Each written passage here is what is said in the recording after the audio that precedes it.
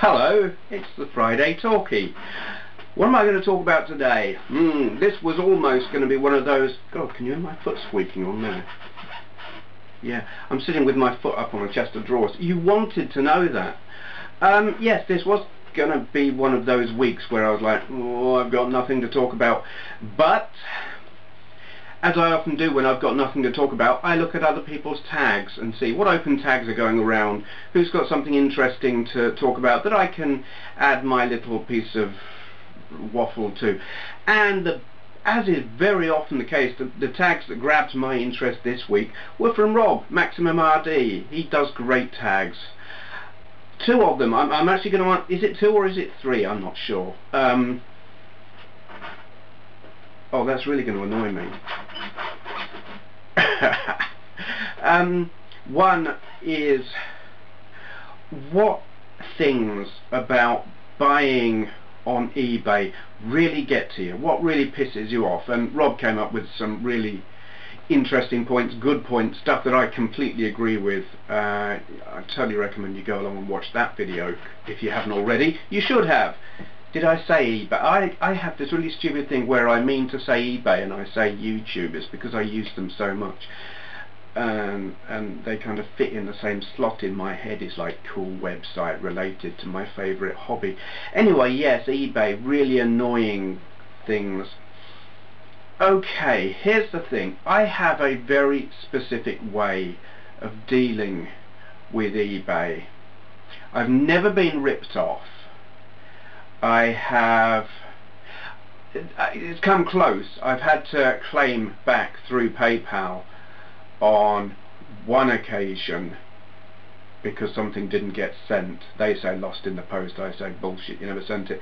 But as a rule, and that actually only happened because I didn't follow my own rules, and ever since then I'm really, really strict. My rule is never, ever buy anything from anyone with less than 100%. Or if they're at, yeah, it's not really never, 100% is a bit too strict. Try and go for 100% positive feedback every time. I will stoop to 99.8 and I will always look at their feedback. I will see what the negative stuff is saying, because sometimes it is just a buyer who's being an arsehole. You know, that they will be complaining about something where they just haven't read the description properly, something like that. Or someone is just clearly a dick, because you do get them. Always, if they don't look completely reliable, I don't buy from them. So that's one thing. The other thing is I never ever buy anything that isn't stated as working. And that is that's where my pet peeve comes in.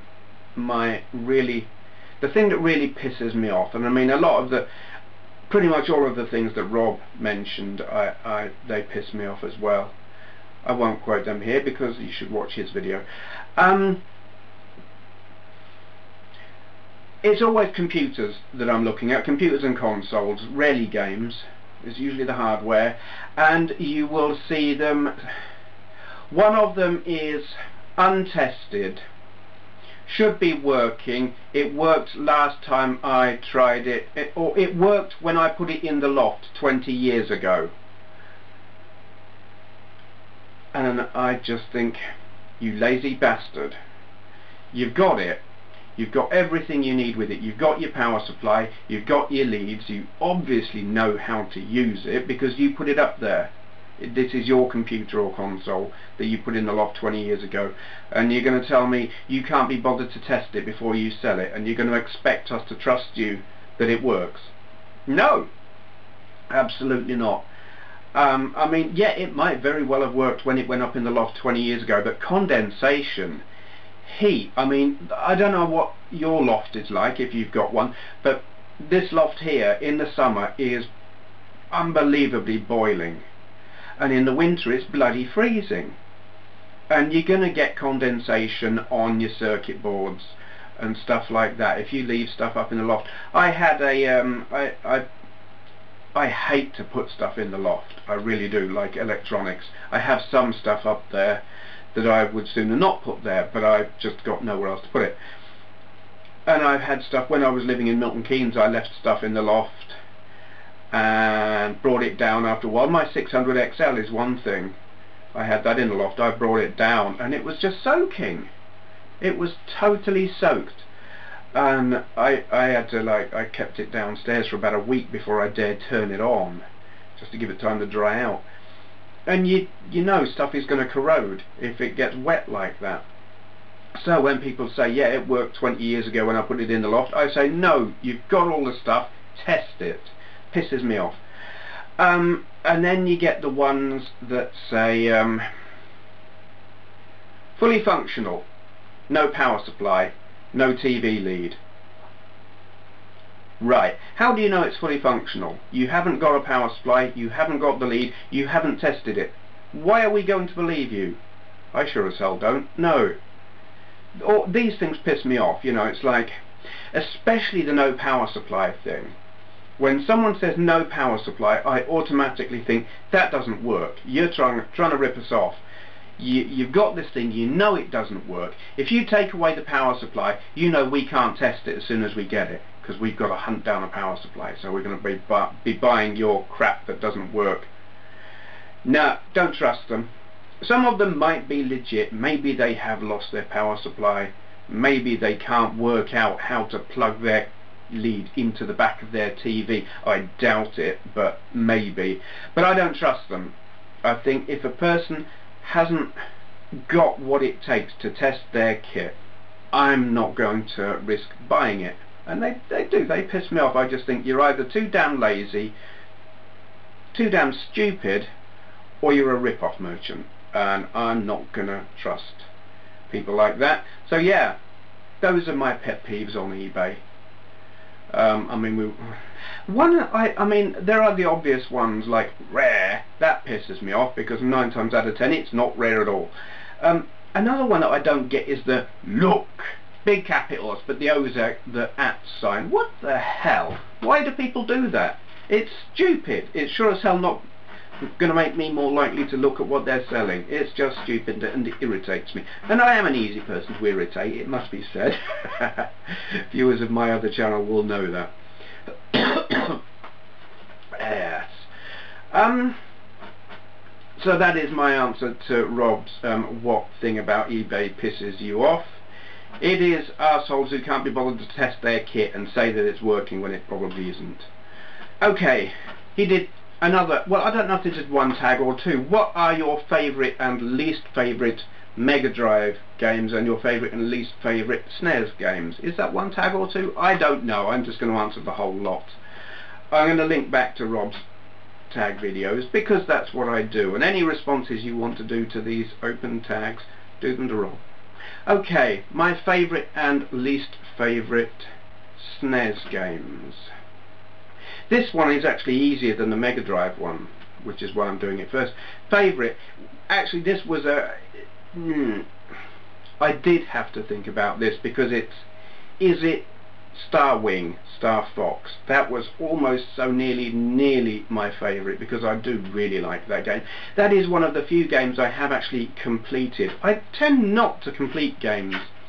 I can name the games I've completed and count them on one hand, slightly more than one finger, but I did complete Star Wing and I was very pleased about that.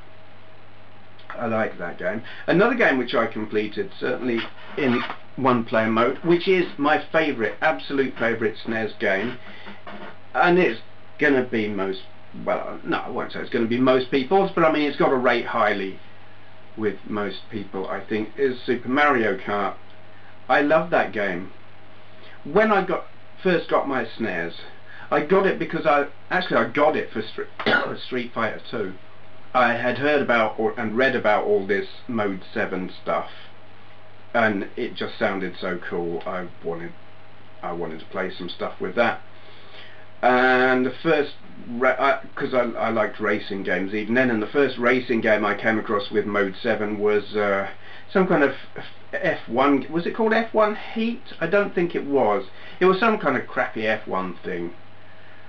Top down, it wasn't Mode 7, but it wasn't using all the features of Mode 7. You had the rotating landscape thing, but it wasn't. It was a top-down view, so you didn't really get that brilliant effect that you would get on other Mode 7 games, and it was frankly quite piss poor. So poor I can't remember what the game was called. And then there was F-Zero, which was better than that, without a doubt. But I'm not really a fan of F-Zero, and I know a lot of people are like, how can you not like F-Zero? Well, sorry, I just don't. So then Mario Kart came out, and it was just such a revelation. And it is still really hard to define what it is about that game that is so fantastic. Super Mario Kart on the SNES, for me, is still the best Mario Kart game. I like Super Circuit on the GBA. 64, not so keen. Double Dash, yeah, I kinda like that. And on the Wii, it's just visually beautiful. But in terms of gameplay, it's an abomination because it's just a lottery. It's a party game, it's not a racing game anymore, and I want to race. So, you know, in terms of purity... Oh, and the one on the DS is quite good as well. I quite like that. But yeah, the balance on the SNES Super Mario Kart is just... it's perfect. And I like that you pick up the coins and go a little bit faster. I like that you do race. It's not like, if you've got the blue shell, you're going to knock... You know, if you're in front, on the modern ones, you're in front, you're fucked. Sorry. Because you just know someone's going to chuck the blue shell at you. So, I mean, you don't know who's going to win until the last few yards of the final lap. And that is not good. It takes away... It doesn't value skill. It's about luck. And I think games should be about skill. I don't like... You know, if it's about luck, you might as well be playing bingo. It's pointless. Yeah, so, Super Mario Kart... awesome, love it. Least favourite, okay. I can't tell you a lot about this because I only played it once because it was so crap. I have got a video of it. I had to look at my videos to remind myself. And it is Road Riot 4-wheel drive. And it's rubbish. It is a 4-wheel drive kind of... You're on a circuit, you race. The frame rate is choppy, the controls are rubbery and horrible, and it's in no way fun to play. It's just rubbish. And it's not even using Mode 7. It's using that old... Is it using Mode... I can't remember. I don't even want to go and look at it. Anyway, it's crap. Yes. I suppose I could link to the video. Do I want to? Do I want to look at that? I might. We'll see. No guarantees. I might link to it. It's rubbish. Road Riot 4-wheel drive. So yeah, favourite Megadrive game. This is a tough one because there are a few that I absolutely love. I love Sonic the Hedgehog 1. I know Sonic the Hedgehog 2 is considered the best. It is bigger, it is technically superior, absolutely, no argument. But I like the first one more because it was the first one. It made me go, wow! And it was the first game on the Mega Drive that made me go, wow! So that rates really highly. James Pond 2, Robocod. I mean, I'm not big on platform games. Largely I came to loathe them because the 16-bit era was just full of bloody platform games. But I love that in the same way as Sonic, for actually a very different reason. The graphics are much cuter. They're so shiny and nice and I just want to eat them. But it's the music, and that's it. I just... tiny little bit of the music popped into my head now and it will be stuck there all week.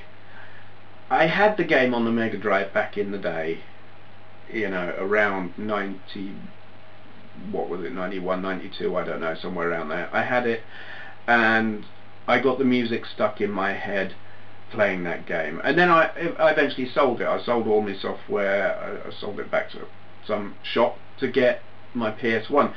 And then I didn't hear or play Robocod again for years, but I still had that music going around in my head. Could not get rid of it, and in the end I just had to hunt on what was it, LimeWire or something, just to find the music and download it so I could hear it properly, and in an attempt to get it out of my head.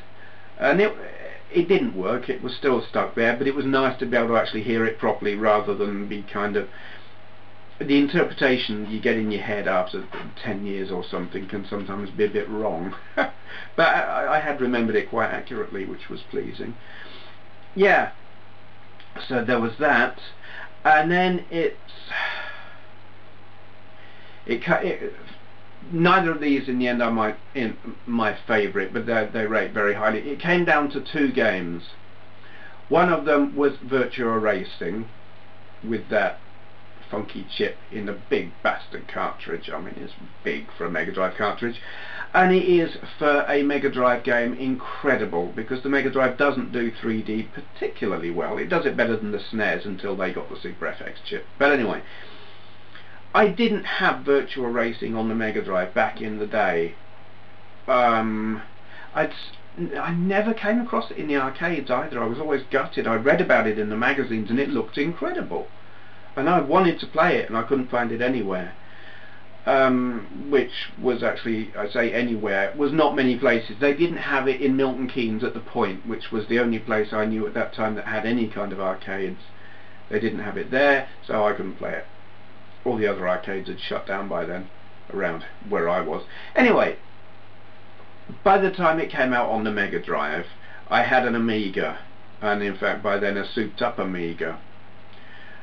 So I had Jeff Crammond's Formula 1 Grand Prix, which, having tweaked it a bit, played really, really nicely.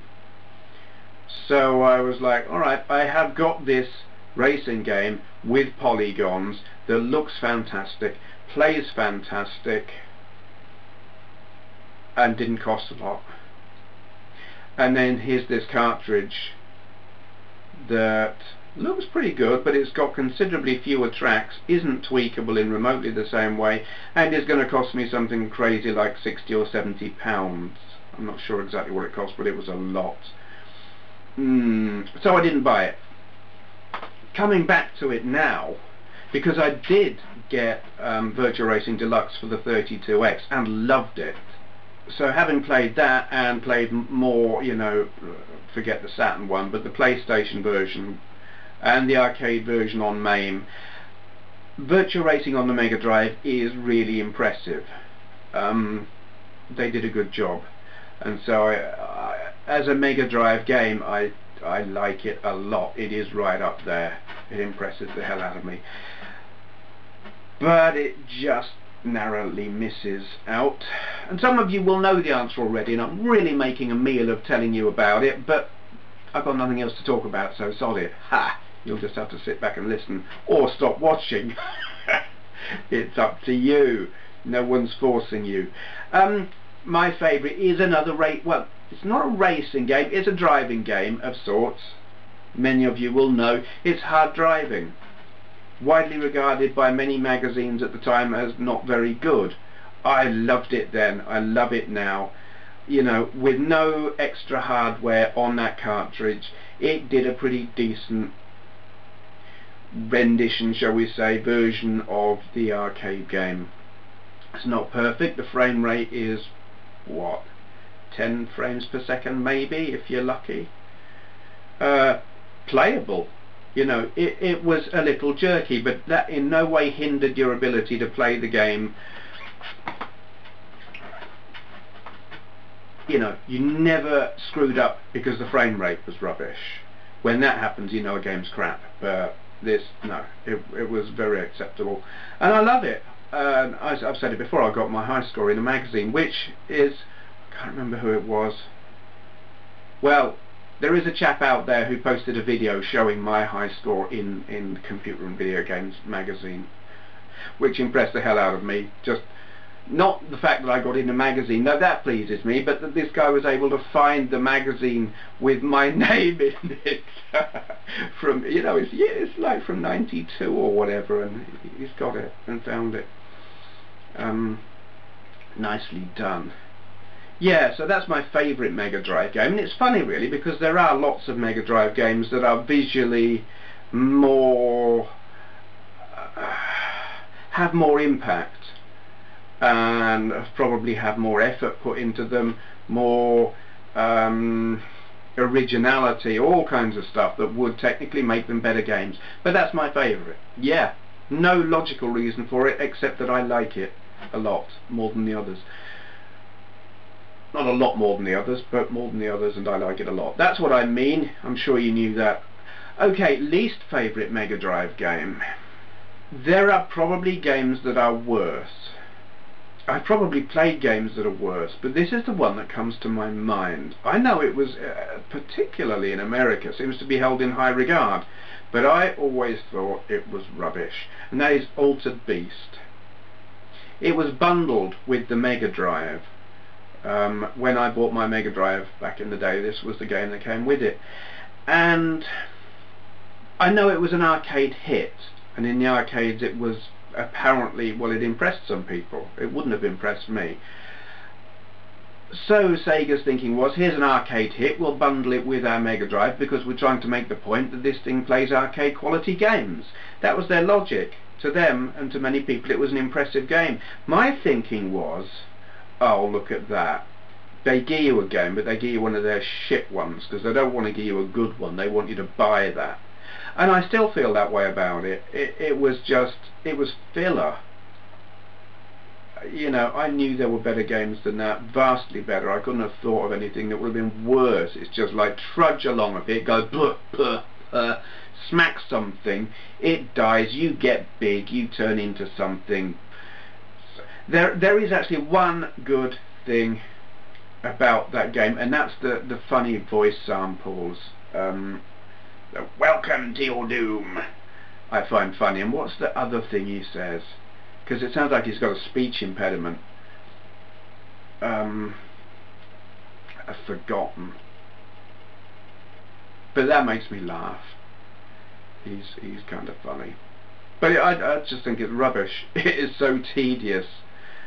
I got it now. I mean, I didn't buy it. It's on a multi-cart. I never would have bought just that game on its own, but I bought the multi-cart because I wanted Gunstar Heroes, and that's another one that's right up there as impressive, though I probably don't like it as much as a lot of people who rave about it. I think it's great, but it's not. Maybe it's just because I'm not very good at it. I don't know. It impresses. But anyway, yeah. Hard driving, great. Altered Beast, shite. What other stuff have I got to talk about? YouTube are annoying me at the moment. I don't know what's going on. It's just that my ads aren't appearing on my videos. My account is in good standing. I have nothing, you know, no copyright claims, nothing. But the ads just, I'm monetizing them. I'm doing all the things, filling out the forms. Nothing. There's nothing appearing down there. Maybe they'll put one on this video. I don't know why that is. I've looked in the forums and other people are having the problem, but other people aren't as well, so I don't know if there's a technical hitch or if you changed SD card. Yeah, I don't know if there's a technical issue or if YouTube have decided they don't like some aspect of my videos, or what it is. Maybe, I mean, there are so many people now who are able to put their ads up. Perhaps they've overloaded the system. Don't know. We shall see. If they put no ad on this one, I'll know it's not gameplay they're objecting to, so maybe they're hearing music and ignoring the fact that I own the copyright. I may do a little test somewhere where I'll upload a video with nothing but just me talking and see what happens there. Or I may not. Well, you know. It's not a big deal. I just thought I'd talk about it for the sake of something to talk about. I'm going to a wedding tomorrow. Ha! Yay! I hate weddings. I find them so shockingly stressful. And I will be doing the recording video footage of it, which I will not be putting on here. I'm doing it. It's my stepson. It's his wedding. And he asked me would I video it for him, and I said yes. And I'm thinking, oh my god, stress. That'll be interesting. It's quite possible actually that recording the video will distract me from the fact that I find the whole situation incredibly inducing and stuff, or it may just be one extra thing that, you know, I'll just have a nervous breakdown and sit there in the corner quivering. Who knows? It might actually be really good fun. So that's what's happening tomorrow. You see what I'm wearing. I've got this, actually there is a photo of me somewhere wearing similar to what I will be wearing. I've got this suit, but it's like, it's cream coloured. I got married in a charcoal coloured suit, which was very, very smart and formal. And I don't really like formal, so for this, what I'm wearing is, it's a suit, it's very smart, but it's kind of a bit more informal, and I like it. It looks kind of like colonial, like I should be in Africa or somewhere, in one of the colonies about 100 years ago. The only thing I'm missing is a funny hat thing, and maybe a walking stick. Yeah, I like this thing that I'll be wearing. Completely, I mean, that's all absolutely irrelevant and got nothing whatsoever to do with video games. I just felt like talking about it because I can. I do now have a shout out. I'm sitting here watching my computer screen while I talk to you and waffle, because I'm just dumping my last SD card while I fill this one. So I won't wait till that's done. Let me turn the camera around, eh? Okay then. Today's shout out is AD74, and that's AD spelt as a 1 in the place of the I, because I guess there was probably already an AD74 with an I there. Maybe, maybe not, who knows. But anyway, what does AD do? He does game reviews, and he's got 53 of them there at the minute. Currently he's working through a load of Commodore 64 plug and play games, but he's got other stuff. There's a Modern Warfare 3 thing there, Special Ops, more plug and play, Bulletstorm, loads of stuff, Call of Duty Classic. Yeah, so I mean there is a variety of old stuff and more modern stuff. What I like, I mean I say this every time, I like the way he does it. Well, the first one I watched today, I have a load of bookmarks. I bookmark channels, so I think, yeah, I'm going to shout that one out. And then I go back just before I do the video and have a look at what's their latest thing. And I watched his latest video, which is Commodore 64 Nebulous, his impressions of that. And it made me chuckle because he played it like I play, which is badly. It made me feel good about myself because I was like, oh, thank God I'm not the only one. But what apart from that, I mean, mostly he plays considerably better than I normally do, because he does play them and then put the voice on later, or it seems that way anyway. I could be wrong, but it seems like he adds they are reviews rather than play and waffle. What I like is his tone. He's got a voice that is kind of, I find appealing, is easy to listen to, and he's very relaxed. You know, sometimes you'll watch game reviews and more often than not they are, let's say, not English. They're not by English people. I won't be more specific and target any particular country, but they can be extremely overstated, and I find that quite irritating. But AD doesn't. He's understated. He's very calm, without in any, you know, you can listen to some and it's just like they drone. He doesn't drone, he intonates. It's interesting to listen to what he's saying, but he doesn't sound like he's going to start screaming at you either, and I like that. And he's just got this warm tone of voice, and these are the things that I look for, that matter to me when I'm watching a channel. When someone's doing a review, it's like, yeah, they might be really, really, really professional, but if a person's irritating, I don't want to listen. And AD is not in any way irritating. He's relaxing, and it's different. It's like you just sit back and chill and listen while watching the gameplay, and it's like, yeah, this is pretty good. Where's he at? Where's he at? 53 subscribers with 50, how many videos? 53 videos. That's quite good, isn't it? 1 subscriber per video. I know it doesn't work that way. I'm just waffling. I never know. I won't say I never know. It is actually hard when you're doing a shout out, and the reason for liking something is I like it. What can you find to talk about? And if you're me, you'll talk about absolute nonsense. Yeah, about me, games player and rubbish philosopher.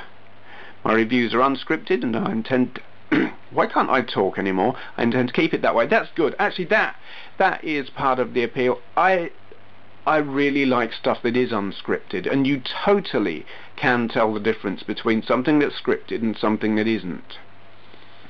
And if someone can talk and keep talking and hold your interest while being unscripted, I mean, okay, a few jump cuts here and there, fine. But you know, if they can just sit there and talk and be interesting without a script, I like that. Anyone can read a script, and I'll be honest, it can be quite... It doesn't sound natural. You know a person's reading it. And that's... I want to feel like that person's talking to me, like they're having a conversation with me. And that's what this is like. It is that usual thing, sitting in the pub. Would I want to sit in the pub with AD? Yes, I absolutely would. He's an interesting character. Sounds very pleasant. Good to listen to. There you go. AD74, AD spelt with a 1. Link will be down there, as always.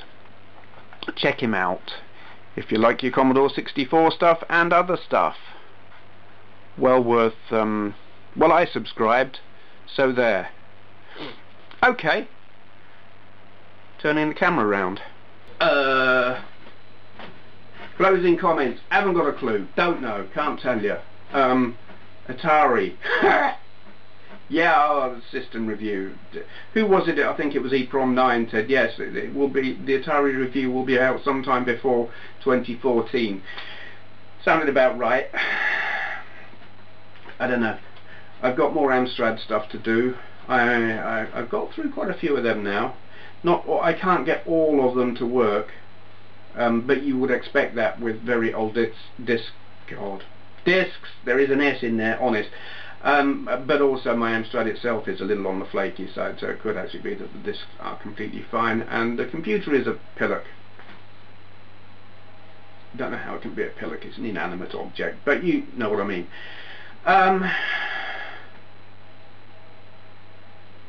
Mark UK Retro Games, I got your email, I will be replying, I'm compiling a list, and you rock.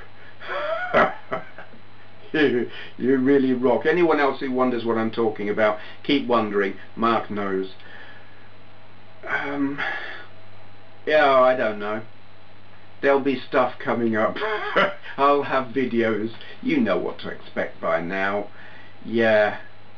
Okay, thank you for watching.